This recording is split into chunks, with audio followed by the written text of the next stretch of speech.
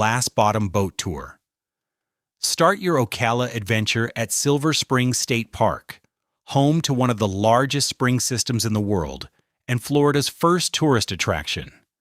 The park's signature experience is the world-famous Glass Bottom Boat Tour, which has been operating since the 1870s.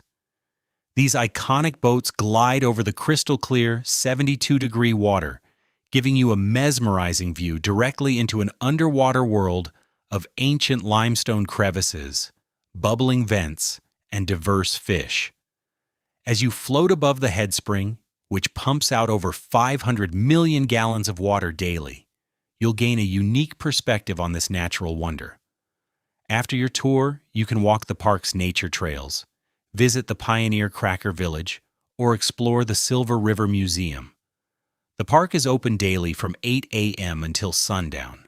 Arrive early to beat the crowds and secure your spot on the boats, especially on weekends.